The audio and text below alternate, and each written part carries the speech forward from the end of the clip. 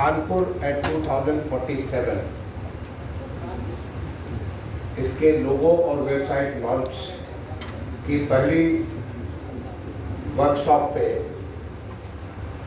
आज इस कार्यक्रम के मुख्य अतिथि माननीय विधानसभा अध्यक्ष जी, आज के इस कार्यक्रम में उपस्थित माननीय मेयर साहिबा, माननीय संसद सदस्य लोकसभा पटौरी साहब, भोले साहब, माननीय विधायकगण,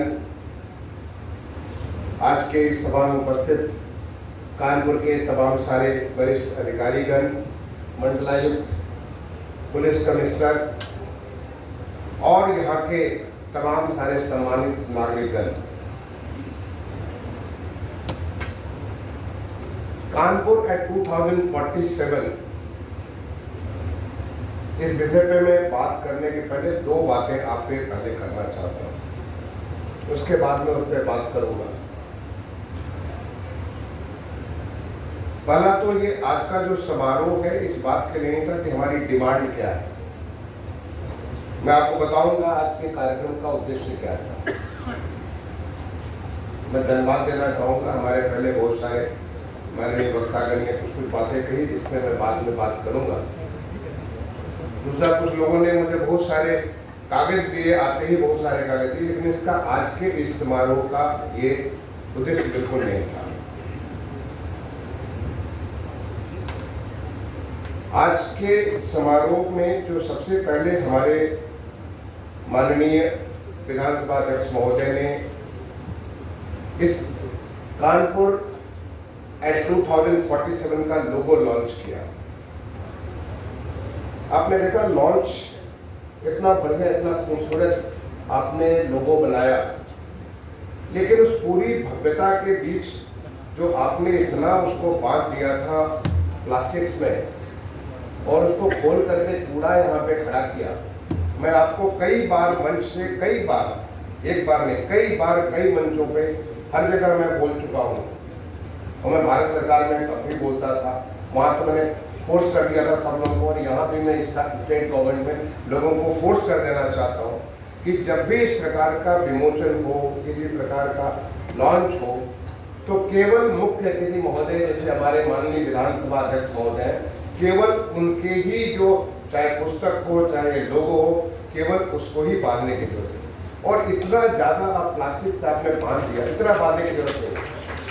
केवल सिंबॉलिक रूप में आप एक सिंपल, जैसे मैं देखिए हाथ में मैं धागा पहना हूँ, ये मेरी रक्षा के लिए मैं मानता हूँ, मेरी रक्षा करने से धागे से, किसी फीते से आप बांध दीजिए, जिससे हमारे जो मुख्य अतिथि हैं उसको केवल खोल दें और उसको फॉर्मली लॉन्च कर दें।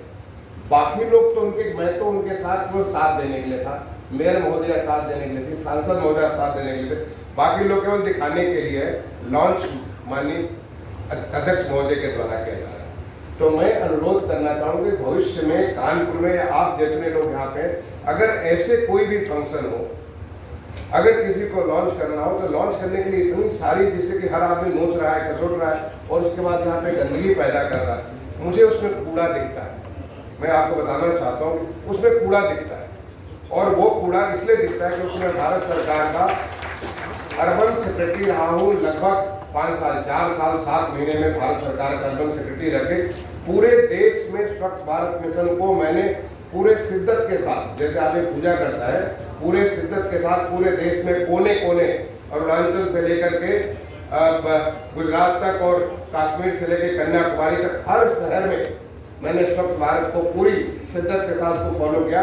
इसलिए मेरे मन के अंदर पूरी तरह के रिड्यूस, रीयूज एंड रिसाइकिल, जब तक आप रिड्यूस, रीयूज, रिसाइकिल नहीं करेंगे तब तक आप सफाई नहीं कर सकते, इसकी कोई आवश्यकता नहीं।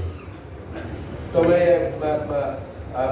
राजशेखर कहना चाहूँगा कि भविष्य में कभी भी आप ऐसा न कार्य करें जिससे आपको एक्स्ट्रा कूड़ा पैदा करना पड़ रहा हो, क्योंकि उसका किसी का भला नहीं। कई सारे कार्यक्रमों देखता हूँ कि बिल्ला ला के लगाते हैं, बिल्ले से क्या बिल्ले से हमारा रंग थोड़ा बदल जाती है, न हमारी पहचान बदल जाती है। ये अगेन कूड़ा पैदा करने वाला, जिससे हमें दूर रहना चाहिए। दूसरा, आज के इस कार्यक्रम में अगर आप मैं सामने नजर कर रहा हूं तो मुझे कुछ चंद महिलाएं नजर आ रही, मैं पीछे नजर कर रहा हूं तो यहाँ भी कुछ चंद महिलाएं नजर आ रही। माननीय हमारी पंचायत के अध्यक्ष जी हैं, मेयर साहिबा हैं, माननीय विधायक साहिबा हैं, कुल 3 और एक और वहाँ पे सामने में 4 हमारी महिला है। बड़ा अच्छा होता है कि इस पूरे कार्यक्रम में आधी महिलाएं होती और आधे पुरुष होते, वो हमारे आबादी है और वो हमारा इंक्लूसिव डेवलपमेंट है। तो मैं कम से कम ये अपेक्षा करूंगा कि आने वाला, अभी तो ये शुरुआत हो रहा है, जो मातृशक्ति है, नारी शक्ति है, जब तक वो नहीं जुड़ेगी तो कैसे विकास होगा। आधे से विकास तो आधा ही हो पाएगा। अगर आप पूरा विकास करना चाहते हैं तो उस मातृशक्ति को, नारी शक्ति को भी सामने लाना पड़ेगा, उनको भी सोच देना पड़ेगा। और आज देश का कोई ऐसा क्षेत्र नहीं, चाहे वो आर्मी हो, एयरफोर्स हो, अब चाहे पायलट, फाइटर पायलट के तौर पे भी हमारी महिलाएं चल रही हैं, चाहे वो हमारे अंतरिक्ष में हो, आज हमारे जो समुद्र के नीचे जो जिस प्रकार के जो अन्वेषण होते हो, कहीं भी हर जगह महिलाएं उभर पे हैं। तो क्या हमारे शहर को सोचने के बारे में, हमारा शहर कैसा होगा 2040 में, वो यहाँ पे नहीं होगी, ये मुझे थोड़ा अंदर से खटका। अगर आधी तो पक्का होनी चाहिए और आधी के पास होती तब भी अच्छा लगता है। तो ये मुझे यहाँ पे लगा और मैं कहूँगा राजशेखर से, क्योंकि आप शुरुआत आप कर रहे हैं, अगला जब करें तो यहाँ पे हमारा एक इंक्लूसिव डेवलपमेंट की बात होनी चाहिए। तीसरा जो मैं यहाँ पे जो देखा, यहाँ इतने सारे लोग हैं बट मुझे युवा नहीं नजर आए, क्योंकि वो देख रहे हैं 2047 का सपना। हम आप काफी कुछ गुजर चुके हैं, बट वो एस्पिरेशनल है और इसकी बड़ी आभा, इसकी बड़ी ताकत मैंने पूरे देश में देखी है। पूरे देश में, मैं आपको जब बोलता हूँ पूरे देश में, तो मैंने पूरे देश का ट्रेवल किया और बहुत नजदीक से देखा कैसे हमारे युवा, और आपके शहर में भी युवाओं की बहुत सारी एस्पिरेशंस है, वो अपने शहर को एक अलग तौर पे देखना चाहते हैं, चाहे आईआईटी के ग्रेजुएट हो, चाहे किसी एग्रीकल्चर के ग्रेजुएट हो, कहीं भी हो। तो उन युवाओं की भी जब हम अगले बार जब कभी ऐसी सम्मेलन करें तो उसमें हमारे युवाओं की भी उतना प्रतिनिधित्व होना चाहिए। युवा हमारी बहनें हो, युवा हमारे भाई हो, और वो क्या सपना देख रहे हैं, कैसे अपने शहर को देखना चाहते हैं, ये ऐसे विचार करते समय आवश्यक है। तो मैं ये 3-4 बातें आपको कहने के बाद अब मैं मूल मंत्र पे आता हूँ, मूल विषय पे आता हूँ। कानपुर 2047 क्यों आया? आप सबने, आप में कितने लोगों ने, माननीय प्रधानमंत्री जी ने जब लाल किले के प्राचीर से पूरे देश को संबोधित किया, आप में से कितने लोगों ने सुना? हाथ जरा उठाएंगे। बहुत कम लोगों ने सुना। मैं आप सबसे निवेदन करूंगा, आप सबसे बहुत विनम्र निवेदन करूंगा, ये सब हमारे, आप अगर जाएंगे यूट्यूब पे माननीय प्रधानमंत्री का पूरा भाषण है। मैं कहूँगा ध्यानपूर्वक उस पूरे भाषण को, करीब 1.5 घंटे से ऊपर प्रधानमंत्री जी ने पूरे देश को संबोधित किया था, हर नागरिक को संबोधित किया था, और उसको पूरे दुनिया से तमाम सारे हमारे लोग उसको सुनते हैं और सुन के प्रेरणा लेते हैं। वो हमारे देश की नीति होती है, आगे हमारा कैसा रास्ता होगा वो रास्ता होता है, उसको सुनने के लिए। तो मैं आप सबसे विनम्र निवेदन करूंगा कि आप जरूर सुनिए उसको और सुन के सोचिए कि हमको, हमारे लिए प्रधानमंत्री जी क्या बोल रहे हैं। वो हम आपके लिए बोल रहे हैं, अपने लिए नहीं बोल रहे, वो हम आपके लिए। उनका जो संबोधन होता है हमारे देश के सारे नागरिकों को होता है, इसलिए आप एक प्रबुद्ध नागरिक हैं, आपको अवश्य सुनना चाहिए, औरों को भी सुनाना चाहिए। जब आप सुनेंगे तो आपको समझ में आएगा कि कानपुर 2047 हम क्यों कह रहे हैं। माननीय प्रधानमंत्री जी ने वहां पे इस बार का भाषण, उनका बहुत विशेष भाषण था। ऐसे तो हर बार का भाषण उनका विशेष होता है, लेकिन इस बार का भाषण और ज्यादा विशेष था, क्योंकि हमारी आजादी का 75 साल पूरे हुए थे 15 अगस्त 2022 को, जिसकी एक आजादी का अमृत महोत्सव का शुरुआत उन्होंने मार्च 2021 में प्रारंभ कर दिया। मैं उसमें भारत सरकार का सचिव था और मुझे मालूम है कि किस इंटेंसिटी के साथ माननीय प्रधानमंत्री जी ने जो लॉन्च किया था आजादी का अमृत महोत्सव, और किस इंटेंसिटी के साथ पूरा देश, सारा का सारा देश, हर वर्ग, हर जगह, सारे के सारे लोग उस पूरे उसके साथ जुड़े हुए हैं। उसका उन्होंने एक जो स्पीच दी जब देश को, तो उसका एक विशेष महत्व था। उस महत्व का उन्होंने जो बात कही, मैं पूरी बात नहीं कहूँगा, मैं चाहूँगा कि आप लोग सुने उसको, पूरी बात को सुने। उन्होंने कहा कि हम आज़ादी के बाद ये जो अमृत महोत्सव ला रहे हैं, आज अमृत काल की प्रथम बेला है, इसका प्रभात हो रहा है। अमृत काल, और अमृत काल किसको कहा उन्होंने? अमृत काल उन्होंने कहा कि हमने आज़ादी के 75 साल बना लिए, आगामी 25 साल जब हम 2047 में आज़ादी के 100वां साल बना रहे होंगे, तो हमारा देश कैसा होगा, इसकी कल्पना हमारे हर नागरिक को करना चाहिए। और हमें उसको अचीव करने के लिए, उसे पूरा करने के लिए पूरी तन मन धन से, हर तरीके से उसमें लग जाना चाहिए। और ये हमारा एक अपने देश का कायाकल्प का समय है, अपने देश के परिवर्तन की लहर आई है, उसका शहर है, जिसका एक नमूना आपने पिछले 8 साढ़े 8 साल में देखा होगा। मैंने बहुत नज़दीक से दिया है, क्योंकि मैं भी उसका पार्ट हुआ करता था as urban secretary. Urban area में जितनी सारी चीज़ें होती थी, एक साथ 6 नेशनल मिशन में चलाया करता था, चाहे वो स्वच्छ भारत मिशन हो, चाहे Atal mission for rejuvenation and urban transformation हो, चाहे वो हाउसिंग फॉर ऑल प्रधानमंत्री आवास योजना हो, चाहे नेशनल अर्बन लाइवलीहुड मिशन हो, स्मार्ट सिटी मिशन हो, ये सारे के सारे मिशन में पूरे देश में चलाया करता था। और किस शिद्दत के साथ जो हमारे माननीय प्रधानमंत्री जी का, किस प्रकार से हमें उनका जो विजन हमको देखने को मिलता था, उस विजन को ट्रांसलेट करते थे, जिसका नमूना आप देख सकते हैं, अपने खुद के शहर को देख सकते हैं। अगर आप 8.5 साल पहले जाके देखिए और आज अपने शहर को देखिए कि कितना फर्क नजर आया है। एक नमूना, ये शुरुआत है। लेकिन इस शुरुआत के बाद उन्होंने कहा कि हम जब देश का आज़ादी का 2047 में 100 साल मना रहे होंगे, तो हमारा देश एक विकसित देश होगा, एक डेवलप कंट्री होगा। अभी हम लोग कहते थे पहले अंडर डेवलप कहते थे, डेवलपिंग कंट्री के नाम पे जब हम पढ़ते थे जिसको डेवलपिंग कंट्री कहते थे, आज लोग डेवलपिंग कंट्री कह रहे हैं। आज से 40 साल पहले जब हम पढ़ा करते थे तब भी डेवलपिंग कहते थे, 40 साल बाद भी हम अपने देश को डेवलपिंग विकासशील देश कहते हैं। कब तक विकासशील देश रहेंगे? प्रधानमंत्री जी ने आह्वान दिया कि हम एक विकसित देश होंगे जब हम देश की आज़ादी का 100 साल मना रहे होंगे। और मैं उनके साथ काम करके देख चुका हूँ, बहुत नज़दीक से देख चुका हूँ, बहुत गहराई से देख चुका हूँ कि जो हमारे प्रधानमंत्री जी जो संकल्प लेते हैं उसको सिद्ध कर देते हैं, उसकी वो सिद्धि की तरफ वो आगे बढ़ते हैं। ये कोई भी, मैंने बहुत सारे उनके संकल्प देखा, जो संकल्प लिया उसको सिद्धि के रास्ते पे लेके जाते। संकल्प से सिद्धि उनसे ही मैंने सीखी। तो अगर हमारा देश 2047 में विकसित देश होगा, और होगा, इसमें कोई मुझे शक नहीं है, क्योंकि सारा का सारा देश उनके पीछे चल रहा है। जब हमारा देश विकसित होगा तो क्या आपका शहर विकसित नहीं होगा? और अगर नहीं होगा तो आप ऑड मैन आउट हो जाएंगे।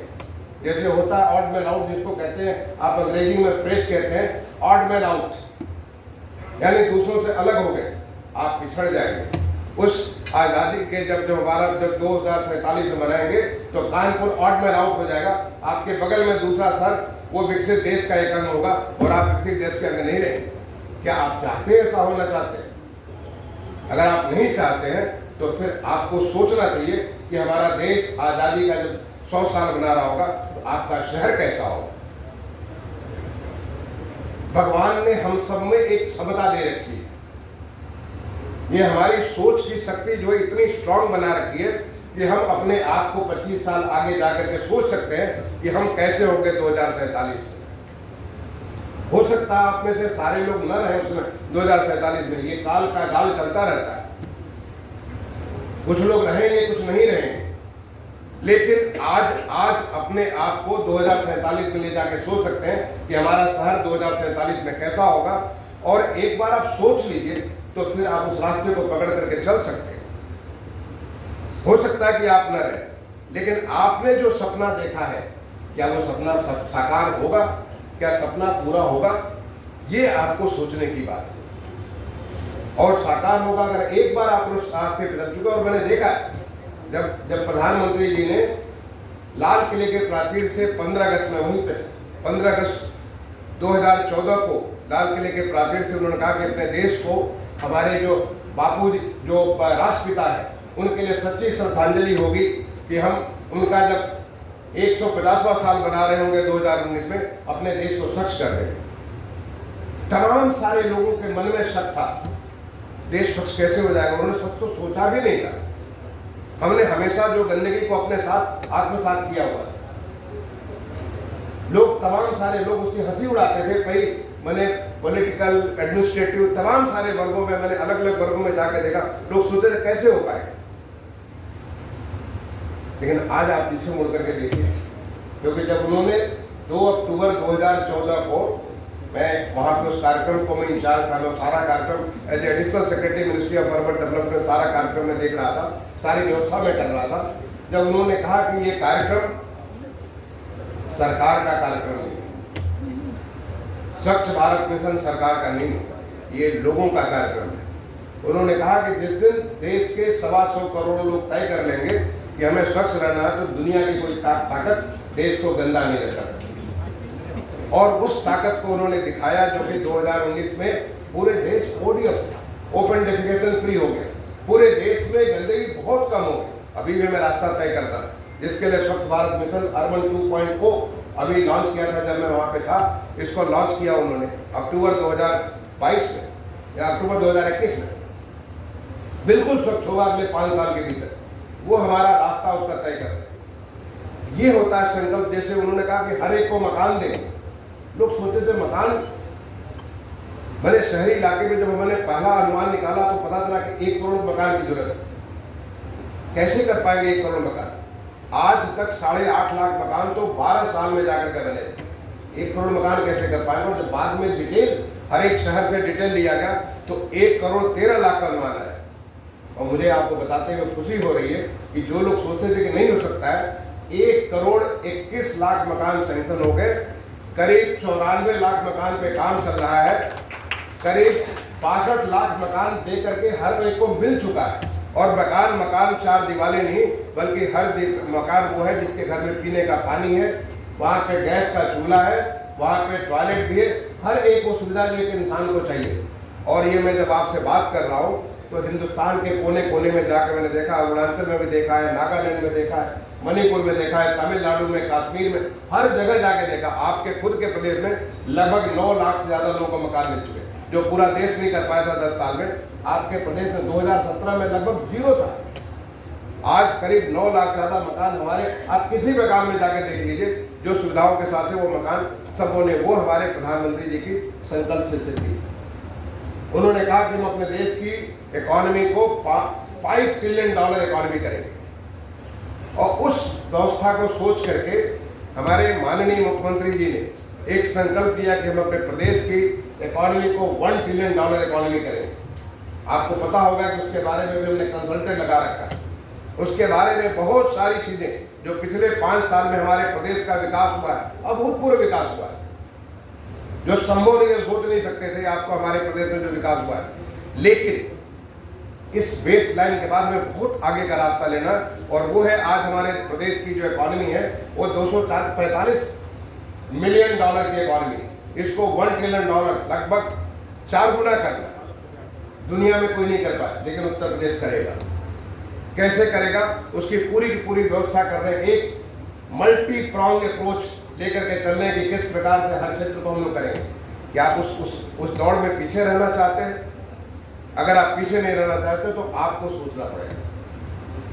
मैंने प्रधानमंत्री जी से एक बात सीखी कि कोई भी विकास, अभी आपको यहाँ पे हमारे माननीय सांसद जी कह रहे थे कि कोई भी जगह का विकास वहाँ के अधिकारी करते हैं, वहाँ अच्छे अधिकारी चाहिए जो कर ले। मैंने जो माननीय प्रधानमंत्री जी से मन सीखा, कहीं का विकास वहाँ के लोग करते हैं। अधिकारी उसमें केवल संबल देते हैं, केवल उसको एक मदद करते हैं, केवल उसको सहायता करते हैं उस काम को कराने में, वहाँ के लोग करते हैं। इनफैक्ट इसके बारे में मैं डेनमार्क गया हुआ था।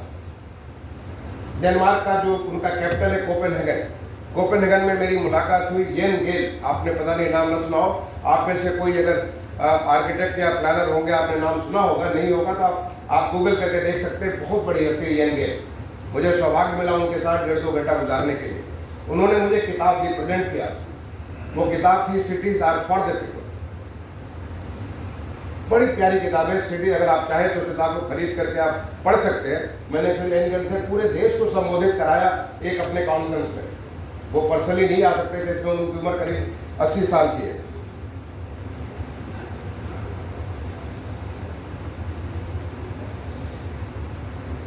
इसमें आप सोच सकते हैं कि उन्होंने उनसे जब मेरी बात हुई, cities are for the people, cities are not for the mayor, cities are not for the officer. Municipal commissioner का सिटी नहीं होता, सभासदों का सिटी नहीं होता, ऑफिसर्स का सिटी नहीं होता। Cities are for the people. शहर शहरियों का होता है। शहर को विदार अगर सुधार करना है तो शहरियों को लगना पड़ेगा, बाकी लोग आपकी मदद करने वाले हैं।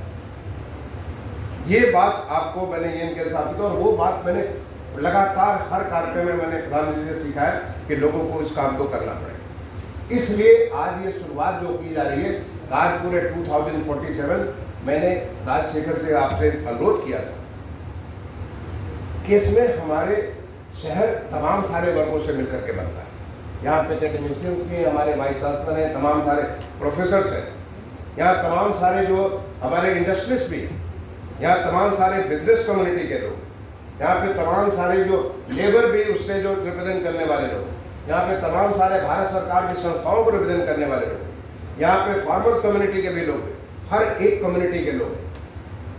क्या मैं आपसे अपेक्षा कर सकता हूँ कि आप एक बार बैठ करके सोचिए हमारा शहर 2047 में कैसा होगा? अलग अलग वर्ग में बैठ करके सोचिए, क्योंकि ये तो आज माननीय महाना जी ने लोगो लॉन्च किया। आज 2047 कैसा होगा हमने इस पर चर्चा ही नहीं करना, आपने सोचा नहीं इसके बारे में। क्या मैं आपसे अपेक्षा कर सकता हूं कि आप इसके बारे में बैठ के सोचेंगे? आप सोचिए, अलग अलग ग्रुप में बैठ करके सोचिए। जो हमारे टेक्नीशियंस हैं वो बैठ के सोचे 2047 में हमारा क्या वो IIT कानपुर ऐसा ही रहेगा? IIT कानपुर क्या LBTO वैसा ही रहेगा? क्या एग्रीकल्चर यूनिवर्सिटी वैसी रहेगी जैसी आज की है? क्या आपका जो हमारे जो तमाम सारे भारत संस्थान है वो ऐसे ही रहेंगे? क्या हमारा जो हमारा जो बिजनेस का कम्युनिटी वैसा ही रहेगा? क्या हमारा जो इंडस्ट्री की जो है वो वैसा ही रहेगा, या कुछ और होगा? क्या होगा, कैसे होगा? ये अगर आप सोचना चालू करेंगे तो फिर आप एक कमिटमेंट बनाएंगे, और वो अलग अलग वर्ग का कमिटमेंट होगा। और मैं चाहता हूं कि आप अगले 45 दिन, नेक्स्ट 45 डेज, अलग अलग वर्गों में बैठ करके अलग अलग जगह आप इसके बारे में चर्चा करिए कि हमारा शहर कैसा होगा जो हमारे उन सपनों को साकार करेगा, जो सपना हम देखना चाहते थे शहर के बारे में। इनफैक्ट जो हम छोटे बच्चे थे जो कानपुर के बारे में बहुत सम्मान से हम देखते थे, कानपुर के बारे में सुनते कि देश का टॉप 10 जो इंडस्ट्रियल सिटी उसमें से एक आता है। कानपुर की जो तमाम सारी, चाहे वो स्वदेशी मिल हो, चाहे यहाँ की कॉटन मिल हो, चाहे यहाँ की लाल मिली हो, चाहे यहाँ के जितनी सारे एल्गिन मिल हो, इतनी सारी मिलें थी टेक्सटाइल के बारे में, लेदर के बारे में, बहुत सारी इंडस्ट्री यहाँ पे हुआ करती थी। बड़े बड़े जेके जो यहाँ पे बड़े बड़े यहाँ से जो उद्योगपति पूरे देश में नाम करते थे, यहाँ का जो एक बहुत बड़ा व्यापार का केंद्र हुआ करता था, अब वो सब कहाँ चला गया? क्या आप चाहते कि वैसा ही बना रहे, या आप कुछ उससे कुछ नई इंडस्ट्री लाना चाहेंगे, कुछ नई दिशा? अब देखिए, ऐसा है कि किसी चीज़ को कोसना बड़ा आसान काम है। हमारे पास ये नहीं है, हमारे पास ये नहीं, या हमें ऐसा जब तक नहीं होगा तब तक हम नहीं कर पाएंगे। आप एक बार बैठ के सोचिए कि हम क्या कर सकते हैं। कानपुर एक बहुत बड़ा बिजनेस सेंटर हुआ करता था। कानपुर में हर चीज़ का पूरा बहुत बड़ी मंडी हुआ करती थी, पूरे एरिया को सर्व किया करती थी। क्या वो फिर से दोबारा उस चीज़ को ला सकते हैं? आप इसके बारे में इतना सोच करके देखिए। जब मैं यहाँ पे 1978 में पहले बार मैं कानपुर में आया, और आया मैं IIT कानपुर में एडमिशन के लिए। IIT कानपुर में फर्स्ट ईयर एडमिशन 1978 में आया। मैंने वहाँ पे सुना, यहाँ पे कानपुर में के बारे में सुना कि कानपुर ऐसा बेढब शहर है जहाँ पे मोती झील में पानी नहीं,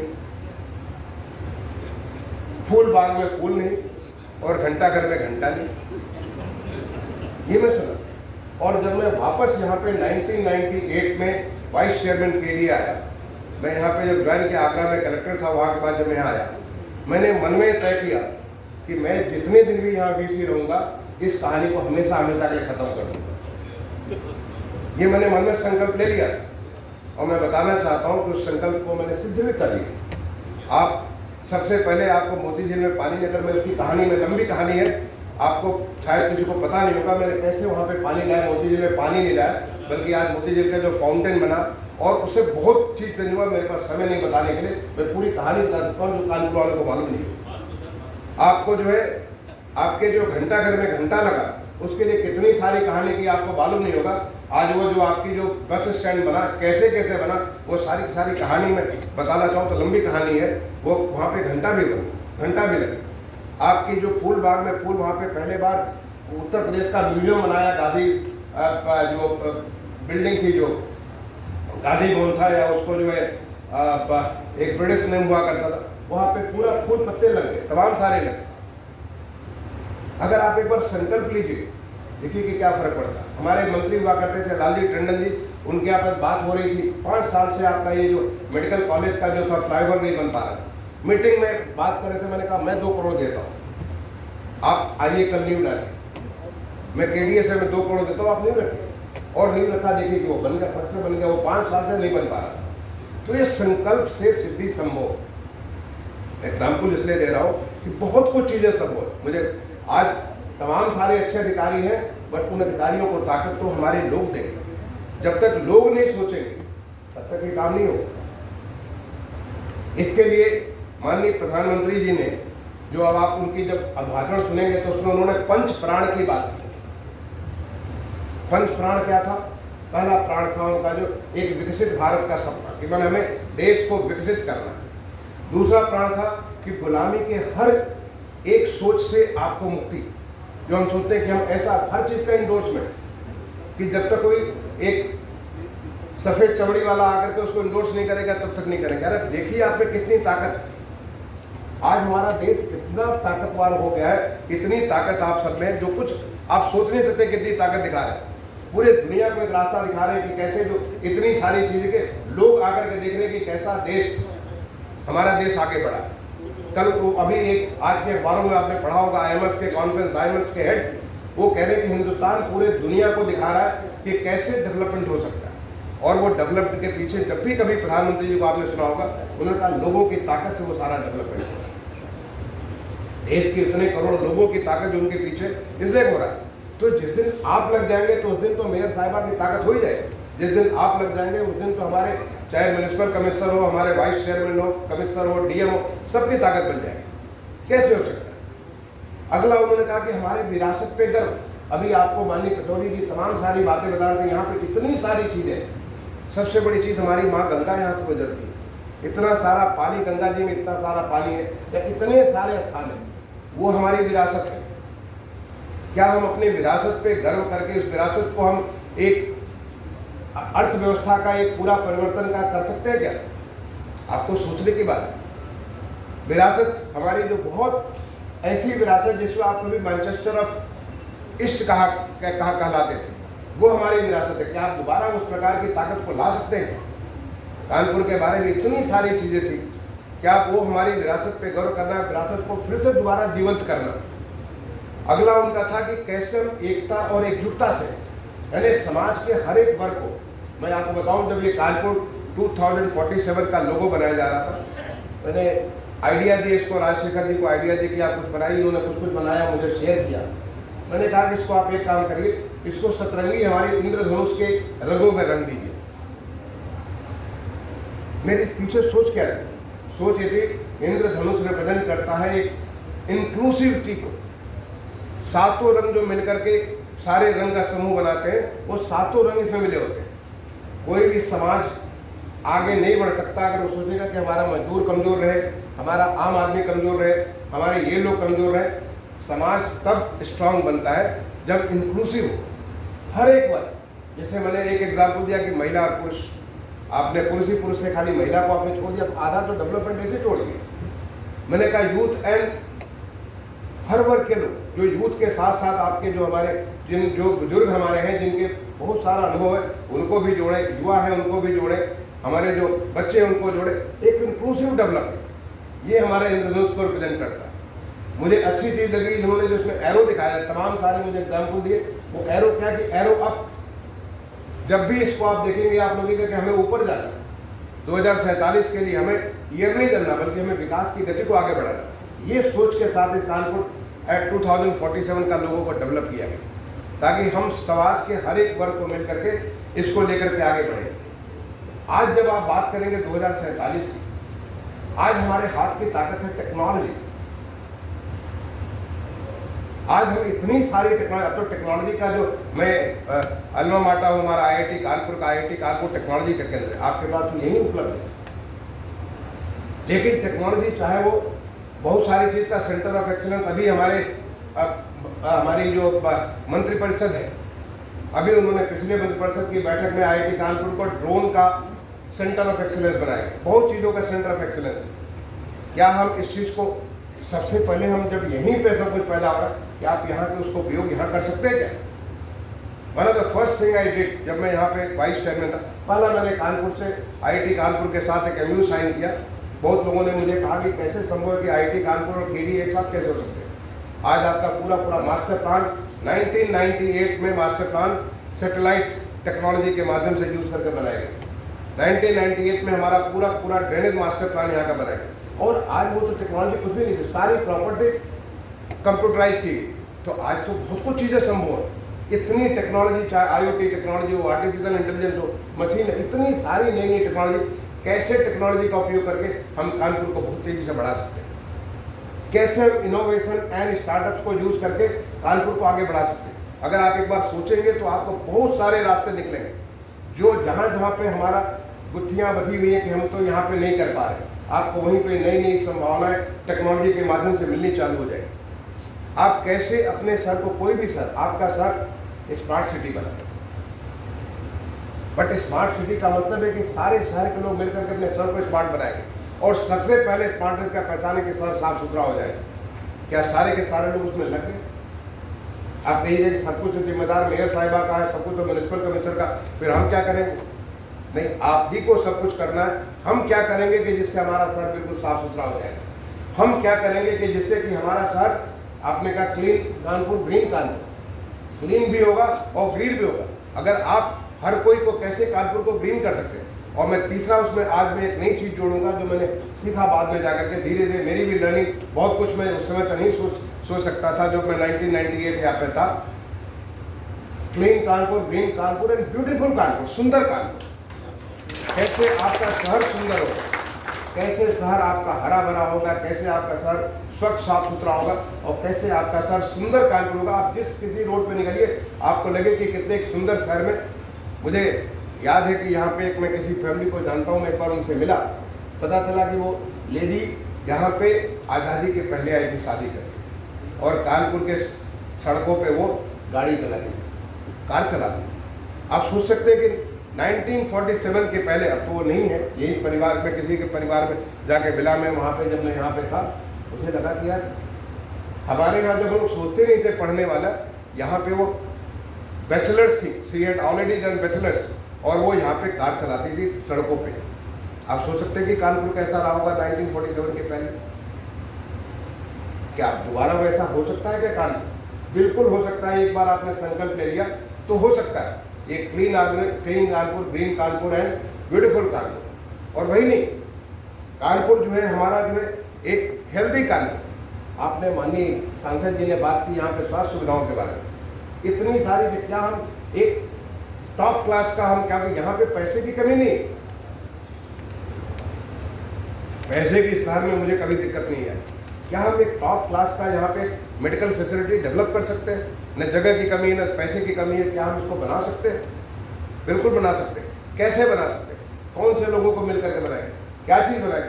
ये हमें सोचने की बात है। जाके मेडिकल, मुझे बहुत अच्छा लगा, एक हृदय संस्थान के सज्जन, एक हमारे पास एक एप्लीकेशन लाया, मैंने क्विकली बाकी लोगों का देखा, उसमें उन्होंने कहा कि मैं अपने हृदय संस्थान को, जो हिंदुस्तान का जो बेस्ट कार्डियोलॉजी का सेंटर बेंगलोर का, उसके बराबर बनाऊंगा 2047 में।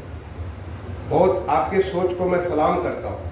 आपने सोचा तो अब आप उसके ऊपर काम चालू कर दिए। देखिए कि 2047 का क्या इंतजार करना, आप इसको तो 2027 में कर सकते हैं, अगले 5 साल में कर सकते हैं। आप सोच के तो देखिए, क्या आपको लगता है कि पंडित मदन मोहन मालवीय जो है जब शुरू किए थे तो 100 रुपये से शुरू किए थे, और दुनिया की एक बहुत बड़ी विश्वविद्यालय उन्होंने बना दिया बनारस में।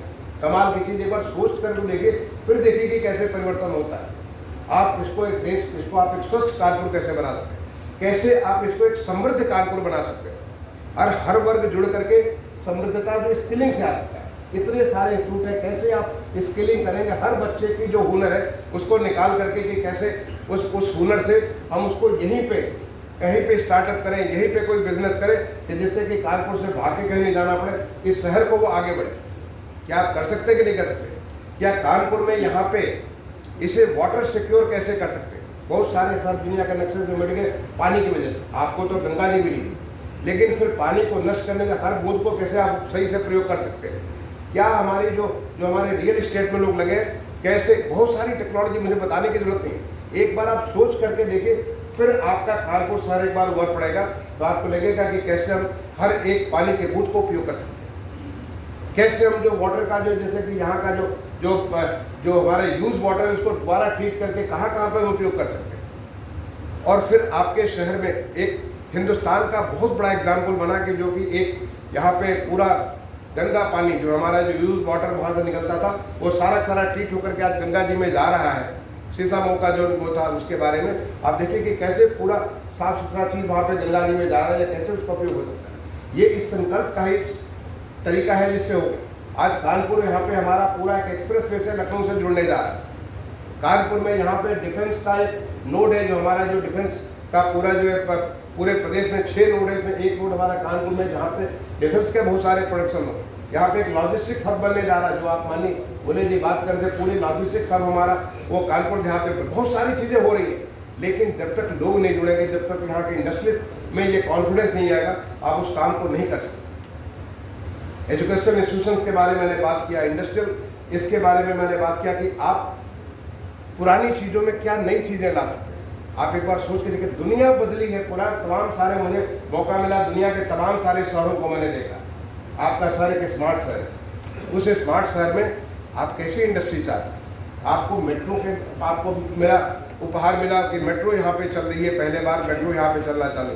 क्या आप मेट्रो को लेकर के हम पूरी ट्रांसपोर्ट व्यवस्था को बदल सकते हैं? सारी कंप्लीट ट्रांसपोर्ट व्यवस्था, जैसे कि कहीं ना जाम लगे, सब कुछ संभव है।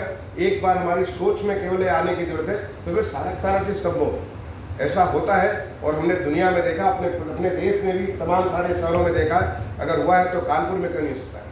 और नहीं तो जैसा मैंने कहा कि जो हमारे माननीय प्रधानमंत्री जी की सोच है, पूरा देश विकसित होगा। हमारे माननीय मुख्यमंत्री जी की सोच है कि हम $1 ट्रिलियन इकॉनमी में जाएंगे, सब बढ़ जाएंगे, आप पीछे छूट जाएंगे। इसलिए आपको सोचने की जरूरत है, हर वर्ग को सोचने की जरूरत है। आपको हमारे इसमें जो चाहे इंटरटेनमेंट की फैसिलिटीज़ है, यहाँ हमारा जो रिक्रिएशन की फैसिलिटी है, यहाँ बहुत सारे जो पुराना कानपुर है उसको रीडेवलप करके एक नए कानपुर का नए कलेवर में जो हमारे स्मार्ट सिटी में जो एक एक्सपीरियंस हुआ है, आप रीडेवलपमेंट कैसे करके उस शहर को आप ला सकते हैं। ये सारी की सारी चीज़ें, बहुत सारी चीज़ें आप यहाँ पे कर सकते हैं।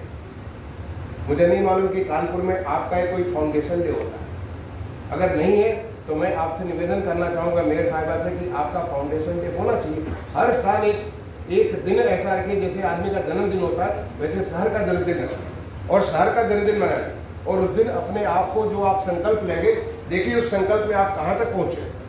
यहाँ के जो नागरिक हैं, यहाँ के जो तमाम सारे वर्ग के लोग हैं, आप सोचिए कि हम उस दिन सोचें कि हमने पीछे जो संकल्प लिया, आप कहाँ पहुँचे।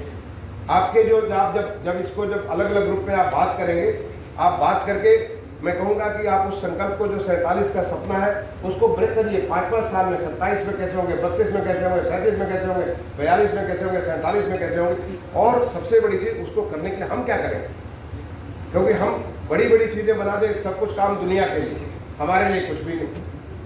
भाई ये सोचिए कि हम उसमें क्या करने वाले, हमारा क्या रोल होगा, हम किस प्रकार से अपने उस सोच को तब्दील करेंगे, उस विकसित कानपुर को 2047 के विकसित कानपुर को हम कैसे लाएंगे, ये हमें सोचने की बात है। कैसे हम एक अर्बन रूरल एक कंटिन्यूम बना सकते हैं। हमारी जो जरूरत होगी, आप सोचिए 2047 में कितने यहाँ पे होटल होंगे, कैसे लोगों की लाइफ स्टाइल बदल जाएगी, किस प्रकार का कंजम्पशन का पैटर्न बदल जाएगा, उसका प्रोडक्शन कहाँ से आएगा। आसपास के जो हमारे जो ग्रामीण क्षेत्र है, ग्रामीण क्षेत्र से क्या क्या प्रोडक्शन करेंगे, कितनी सारी नई नई संभावनाएं बढ़ेगी।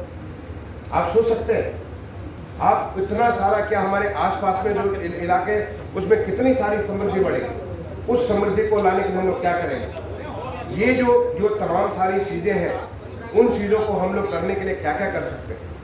मुझे बहुत सारी चीज़ें मुझे करने का, तो मैं आज का जो तिथि है, आज का तिथि मांग करने का नहीं, आज का तिथि एक गंभीरता से सोचने का तिथि है। हर वर्ग को बैठ करके सोचने की जरूरत है, सबको मिलकर सोचने की जरूरत है कि कानपुर 2047 में कैसा होगा। और मैं राजशेखर साहब से अपेक्षा करूंगा कि 45 दिन की ये लगातार आपको, कल को यहाँ पे हमारे तमाम सारे पत्रकार भाई यहाँ पे मौजूद हैं। मुझे ख्याल है जब मैं कानपुर में डीसी हुआ करता था, काफ़ी सारे अखबारों में ये क्लीन कानपुर की जो बात होती थी, अब इस प्रकार का एक कानपुर 2047 ये एक नया नैरेटिव होना चाहिए। हर वर्ग इसके साथ जुड़े, अपना कमेंट करें। आपने बहुत अच्छा, मैं धन्यवाद दूंगा राजशेखर को कि उन्होंने एक वेबसाइट लॉन्च की। आपका सुझाव वहाँ पे पहुँचना चाहिए। इसमें जो कानपुर 2047 वेबसाइट के माध्यम से अपनी बात को रखें, और जो ये एक नैरेटिव सारे अखबारों में हो, लोग देखें, सोचें। लोग सपना जब तक नहीं देखेंगे तब तक उस सपने को साकार कौन करेगा। पहले तो आपको सोचना पड़ेगा, और सोचने के बाद ही आप उस चीज़ को साकार कर सकते हैं। तो वो चीज़ जो है, ये नैरेटिव अगले 45 दिन तक लगातार चलना चाहिए। और मैं चाहूँगा कि 45 दिन के बाद 15 दिन इस चीज़ को पूरा कंडेंस करिए, और 60 दिन के बाद एक हम एक बड़ी कॉन्फ्रेंस करेंगे जिसमें आप प्रेजेंट करेंगे कानपुर 2047। ये हमारे कानपुर वासी, जो एन गिल ने जो कहा, ये कहा कि हमारा cities are for the people, ये हमारे लोगों का ये सोच है, और हमारा ये कमिटमेंट हम ये करने वाले हैं, ऐसे करने वाले हैं जिससे हम इसको 2047 में, चाहे हम रहें चाहे न रहें, बट कानपुर ऐसा होगा 2047 में। मैं यहाँ पे एक बहुत बड़े इकोनॉमिस्ट का नाम लेना चाहूँगा, ये जो माइकल पोर्टर का आपने नाम सुना होगा, बहुत सारी पुस्तकें लिखी है, मुझे उनको सुनने का भी मौका मिला, उनसे मिलने का भी मौका मिला। माइकल पोर्टर की एक कॉन्सेप्ट है, उनका जो कॉन्सेप्ट है कॉम्पिटिटिव एडवांटेजेस ऑफ नेशंस। तो जैसे कॉम्पिटिटिव एडवांटेजेस ऑफ नेशंस हो सकता है, तो कॉम्पिटिटिव एडवांटेजेस ऑफ सिटीज, हर शहर का कॉम्पिटिटिव एडवांटेज है। और आपके शहर का आप सोचेंगे कॉम्पिटिटिव एडवांटेज तो इतने सारे हैं, मैं गिना सकता हूँ। इतना ज़्यादा एंटरप्रेन्योरशिप मैंने देखा कि आपके शहर में एंटरप्रेन्योरशिप बहुत है। केवल उस एंटरप्रेन्योरशिप को सही तरीके से साधने की जरूरत है, जिससे कि वो एक रिजल्ट को पहुँच सके। आपके शहर में पैसे की कमी नहीं, आपके शहर में जगह की कमी नहीं, आपके शहर में टेक्नोलॉजी की कमी नहीं, क्योंकि यहाँ तो टेक्नोलॉजी का जो जैसे कहते हैं गंगा बहती है गंगोत्री से, वो गंगोत्री आपके पास यहाँ पे IIT कानपुर में मौजूद है। फिर आपको ऐसी सोच के बाद इतनी सारी चीज़ें जो आपका कॉम्पिटिटिव एडवांटेजेस है, उस कॉम्पिटिटिव एडवांटेजेस का कैसे आप लाभ लेंगे, क्या क्या इस अपॉर्चुनिटी, क्योंकि देश खुल रहा, देश बिल्कुल बदल रहा। मैंने कहा कि जो एक संकल्प है कि देश जो हमारा जो देश 2047 में का वो चढ़ रहा है रास्ते में। आप हर एक सेक्टर को देखें, चाहे कोई सेक्टर का नाम लीजिए, आज देखिए कि सेंट्रल विस्टा जिस तरह परिवर्तित हो रहा है, कोई सोच सकता था। हमारे ये पार्लियामेंट जब आएगी, आप सोच सकते थे कि कैसी पार्लियामेंट, ऐसी पार्लियामेंट बन करके आ रही है। पूरा का पूरा सारे के सारे दफ्तर, सारी चीज़ें आप देखते जाइए, अगले 5 साल में पूरा का पूरा वो चीज़ बदल जाएगी। तमाम सारे शहर बदल जाएंगे, तमाम सारे देश का हर चीज़ बदल जाएगी। तो हम भी उसको बदलेंगे। उस बदलाव में हमारे सामने चैलेंज है, हमारे सामने चुनौती है। क्या हम उस बदलाव को अपने को तेज़ी से करेंगे, उसके साथ करेंगे, उसके पीछे रह के करेंगे? क्या हम पिछलुगी अपने क्लास के अंतिम बच्चे होंगे, अपने क्लास के बीच वाले होंगे, या हम सबसे आगे होकर के लीड कर रहे होंगे? आपका जो ये कॉन्फ्रेंस कानपुर 2047 करने का मेरा इरादा, मेरा मकसद यही है कि आप आगे रहिए। आपका शहर पूरे प्रदेश में अग्रणी था, देश के अग्रणी आगे के पंक्ति में था। क्या हम सारे नागरिक जो कानपुर के हैं, क्या हम उसे दोबारा उस गौरव को ला सकते हैं कि आप कानपुर 2047 हम सबसे आगे खड़े होंगे, कतार में सबसे आगे खड़े होंगे? और ये संभव है जिस दिन आपने वो इंद्रधनुष के जैसे इंक्लूसिव डेवलपमेंट की बात शुरू कर दी, जिस दिन आपने हर वर्ग को जोड़ करके आपने कानपुर के नए कानपुर का सपना, जैसे नए भारत की जो संकल्पना हमारे माननीय प्रधानमंत्री जी की है, नए उत्तर प्रदेश की संकल्पना आप बार बार माननीय मुख्यमंत्री जी को सुनते होंगे। जिस प्रकार से जितने सारे सेक्टर पे काम हो रहा है, उस चीज़ को आप जो देखते होंगे नए उत्तर प्रदेश, उस नए उत्तर प्रदेश का नया कानपुर कैसा होगा, वो आपकी जिम्मेदारी बनती है। और बाकी हमारे अधिकारी हैं जो तमाम सारी व्यवस्था, वो आपको मदद करने के, वो आपको मदद करेंगे कि आप इस चीज़ को करेंगे। तो मैं इनसे, आप सबसे एक करबद्ध आपसे निवेदन करूंगा, आप सबसे मैं एक अपील करूंगा आज की इस बैठक के बाद, आज की इस कॉन्फ्रेंस में आप गंभीरता से सोचना चालू करिए। भगवान ने हमारे दिमाग को इतना रिच बना रखा है, आप कोई भी प्रश्न दिमाग को दीजिए, वो जवाब आपको निकालेगा। कठिन से कठिन समस्या को वो जवाब वो निकालेगा। आप इस समस्या को दीजिए और जाइए अपने परिवार में चर्चा करिए, अपने ग्रुप में चर्चा करिए। आप कहिए कि आज ये माननीय महाना जी ने कानपुर 2047 की नई शुरुआत की, हम क्या कर सकते हो। चलिए हम बैठ करके, ये हमारा लेबर फोर्स है, हम बैठ करके बात करते हैं, क्या वैसे ही रहेंगे जैसे हैं, या हमारा जो इनकम आज के 10 गुना इनकम हो जाएगा। अगर होगा तो उसके लिए क्या करना होगा। क्या हमारी जो यहाँ पे जो आपने कहा फला चीज़ की इंडस्ट्री, क्या हमारी इंडस्ट्री ऐसी रहेगी 2047 हम चलाएं, हमारा बेटा चलाए या हमारा कोई और चलाए, क्या वैसी रहेगी। अगर नहीं तो हम कैसे उसको सोचपंख लगाए जो एक नई चीज़ की बनी। एक बार इसको सोचना चालू किया अलग अलग वर्गों में, और इस नैरेटिव को पूरे कानपुर में फैलाइए। कानपुर में हमारे मीडिया से मैं अपील करूँगा कि आप इस पॉजिटिविटी को आगे बढ़ाइए, इसको सोच को, कि जिससे सोच एक फोकस हो करके जब निकल के जो निकले तो वो अमृत निकले, ये अमृत काल का अमृत निकले, और उस अमृत को प्राप्त करने के लिए हम लोग 2047 की यात्रा पे चले। मैं इसी सोच के साथ और इसी पूरे विश्वास के साथ कि जब 60 दिन के बाद आपके साथ मिलूंगा तो एक बढ़िया, एक अच्छी आपकी सोच कानपुर 2047 निकल करके आएगी, और वो इस कानपुर की होगी। क्योंकि कानपुर और लखनऊ दोनों बिल्कुल अलग है, कानपुर और प्रयागराज बिल्कुल अलग है। तो कानपुर की जो सोच है, लेकिन सोचने का तौर तरीका उनका भी वैसा ही है जैसा कि आपका होगा। उनको भी वही सारी बातें ध्यान देनी होगी जो आपको ध्यान देनी होगी। और जब ये सब कुछ हमारे सारे से सोचेंगे तो हमारा प्रदेश पूरा का पूरा 2047 के रास्ते में चल पड़ेगा, जो कि हमारे माननीय प्रधानमंत्री जी की और हमारे माननीय मुख्यमंत्री जी की अपेक्षा है, और ये हम कहेंगे हमारे हर देश के नागरिक की अपेक्षा है। क्योंकि आज हमारा देश का हर नागरिक एस्पिरेशनल बन चुका है, हर नागरिक बहुत अच्छा सोचता है। पहले नहीं सोचता था, उसको लगता था जो मिल गया उतना ही काफ़ी है। आज हमारा जो यूथ संतुष्ट नहीं है उससे जो उसके पास मिला हुआ, वो बहुत आगे का सोचता, वो चाहता ऐसा भी क्यों नहीं, ऐसा भी क्यों नहीं, वो उसको अपेक्षा करना चाहता। और बहुत अच्छी बात है, ये देश का एस्पिरेशन जो है देश को लेकर के आगे बढ़ेगा। तो मैं इन्हीं अपेक्षाओं के साथ, इन्हीं आपके साथ, इन्हीं बातों के साथ आपने यहाँ पे मुझे बुलाया बात करने के लिए, मैं आपको बहुत बहुत धन्यवाद देना चाहूँगा। और एक बार दोबारा आपसे 60 दिन के बाद मैं मिलूँगा, ये देखने के लिए कि हमारे कानपुर वालों ने कानपुर के लिए क्या सोचा है, क्या उन्होंने कमिटमेंट की है, कैसे उसको पूरा करेंगे, इस चीज़ का रास्ता निकालेंगे। बहुत चीज़ उपलब्ध है, कैसे कैसे करेंगे उस चीज़ को हम देखना चाहेंगे। बहुत बहुत आपको धन्यवाद, आप सारे लोग यहाँ पे आए, आपको मैं बहुत बहुत धन्यवाद देता हूँ। आपको